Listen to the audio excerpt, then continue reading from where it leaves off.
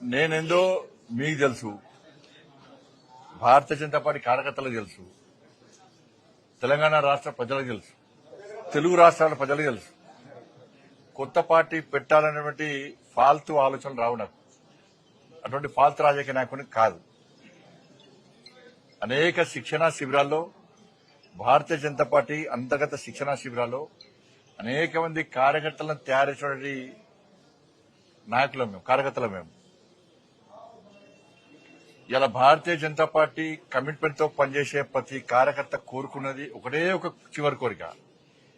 ఉరిశిక్ష వేసే ముందు కోరికలు అడతారట, చివరి కోరిక ఏం అడతారట, వాళ్ళు ఏం చెప్తారు తెలియదు.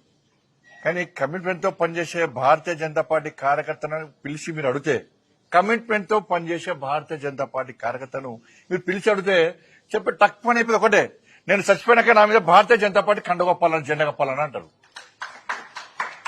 దీనికి కమిట్మెంట్ అంటారు. అటువంటి కమిట్మెంట్ గల కార్యకర్తలు మీద ఇప్పుడు నన్ను అడిపించు, ఎవరు రాస్తా ఉంటారు, ఏదో చేస్తా ఉంటారు. కాబట్టి దాని మీద పట్టించుకోవాల్సిన అవసరం లేదు, పట్టించుకోవడం కూడా.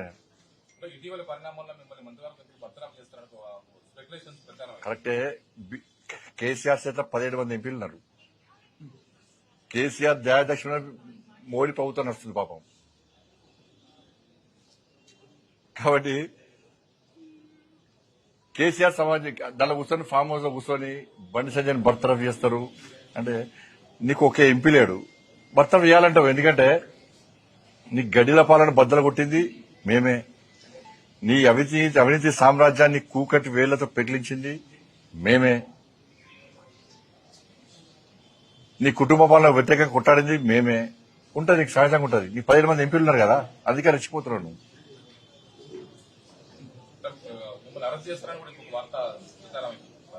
ఇప్పుడు అన్న ఈ కోర్టుల కేసు నడుస్తున్నది, కోర్టు పరిధిలో ఉన్నది. ఇప్పుడు ఒక్కరు గుర్తుంచుకోండి, కన్న కొడుకును ఓ తండ్రి పోలీసులకు స్వయంగా అప్పగించినటువంటి సందర్భం ఏదైనా ఉందా? వాళ్ళ కన్న కొడుకును నేను తీసుకుపోయి విచారణకు సహకరించాలని చెప్పి నాకు సమాచారం వచ్చిన వెంటనే నా కొడుకును అప్పచెప్పిన. అరెస్ట్ చేయాలంటాడు. ఇలా కేసీఆర్ కొడుకు ఫేక్ మీడియా ఫ్యాక్టరీ నడుపుతున్నాడు. ఏం జరుగుతుంది, ఏం జరగాలి, ఏం జరిపించాలనేది ఆ కుట్రలన్నీ ఆయన చేస్తున్నాడు. కాబట్టి ఆయన నడితే సమాధానం చెప్తాడు. థ్యాంక్ యూ, ధన్యవాదాలు.